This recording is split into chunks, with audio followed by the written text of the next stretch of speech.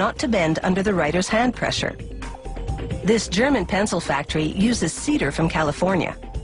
The wood is 5 millimeters thick and arrives pre-cut in slats of 18 by 7 centimeters. One by one, the slats pass under a giant cutting wheel. It carves grooves that will become the channel down the middle that holds the lead. The next machine fills the grooves with glue, a special formulation that's slightly elastic. This cushions the lead so that it's less likely to break inside the channel. Every second slat moves on to another conveyor belt.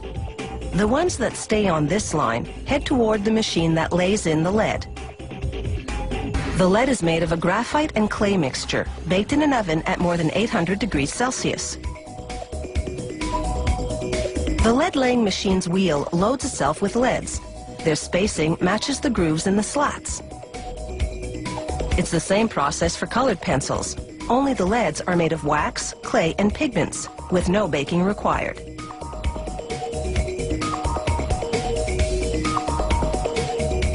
Now for the slats that move to that other conveyor belt. An automated arm flips each one over, slides it across a glue applicator, then drops it onto a leaded slat on the other conveyor belt.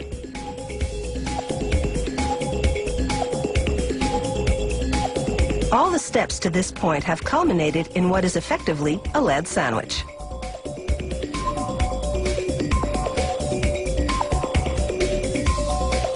Now a plunger squeezes those sandwiches together with a full ton of pressure. It compresses them for an hour while the glue dries. After that, it's just a matter of slicing the sandwiches into pencils. This shaping machine makes the hexagonal profile in 2 steps. First, its upper cutter forms 3 sides on top, then its lower cutter shapes 3 sides on the bottom. As soon as the bottom side is cut, the pencils separate.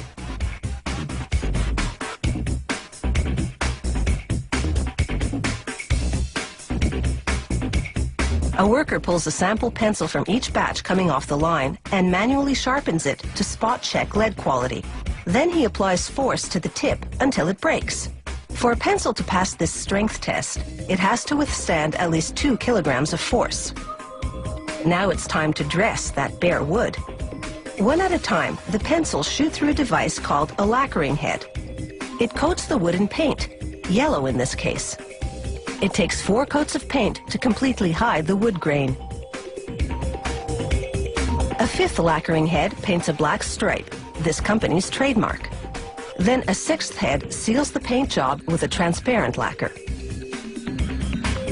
From the paint line, the pencils make their way to a stamping machine. At an astounding rate of 500 pencils a minute, the machine heat transfers foil lettering from a plastic film to the painted wood. Last stop, the rubber tip assembly machine.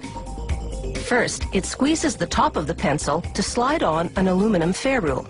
Then it inserts a rubber eraser into the ferrule's other end and squeezes that tight. European-style pencils have a painted cap instead, the color indicating how hard the lead is. After a coat of transparent sealer, the pencils take a series of dips in the first color, then once that dries, in the second color. The final coat is a high-gloss lacquer. The pencils are finally ready to roll across a grinding drum for sharpening.